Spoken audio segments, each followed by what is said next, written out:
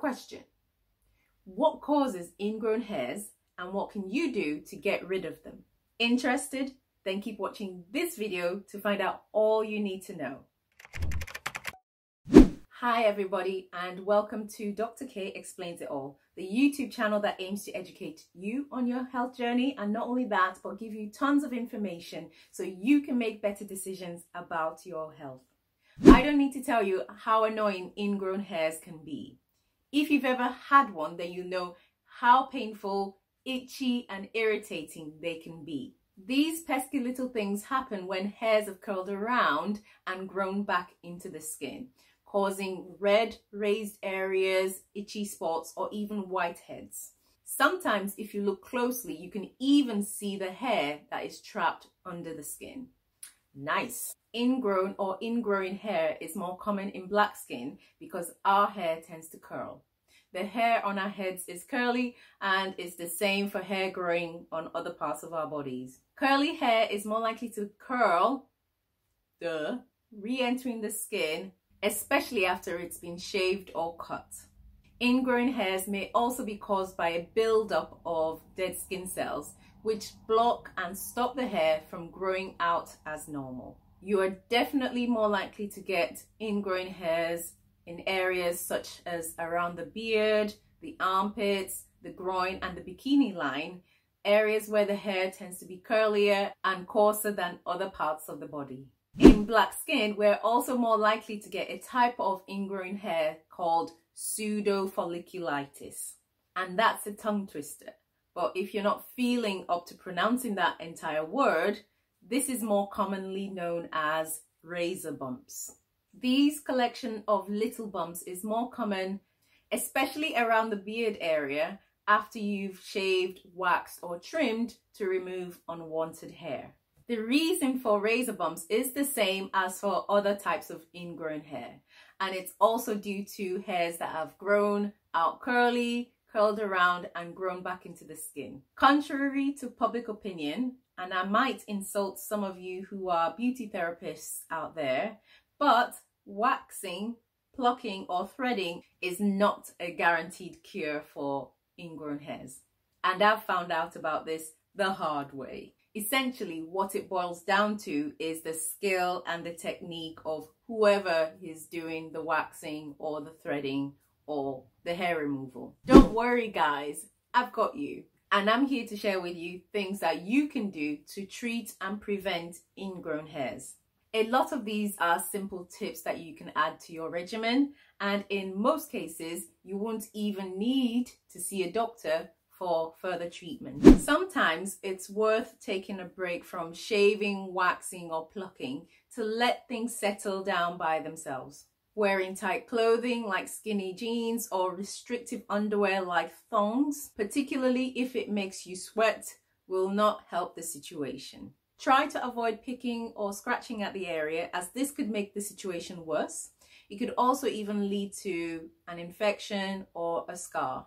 In most cases, this is usually all that's needed and you don't need to do anything else. The ingrown hairs often tend to clear up on their own, usually within 7 to 10 days. Once the hair emerges above the skin and you can see it, then you can use a pair of sterile tweezers to gently pull it out and free it. Try to not pluck the hair out completely until the area has healed.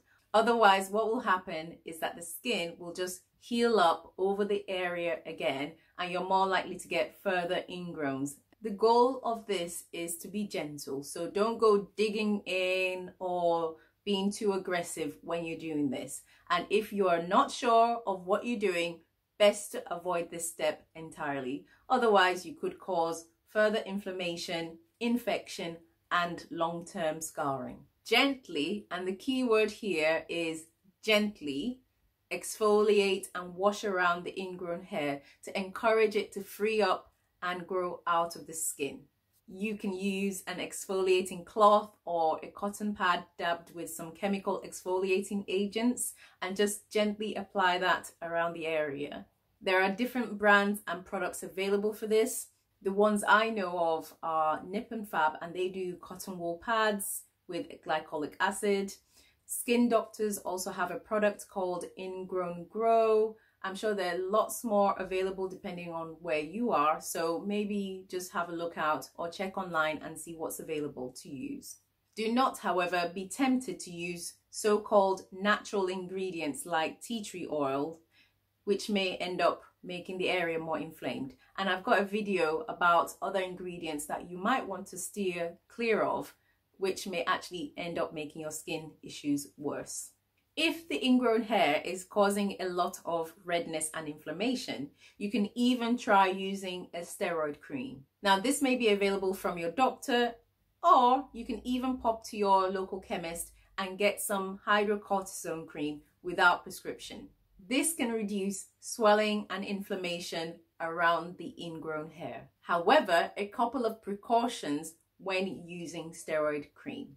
One is that you don't need to apply it to the entire arm or the entire leg. Just save it for the area or the spot that's inflamed.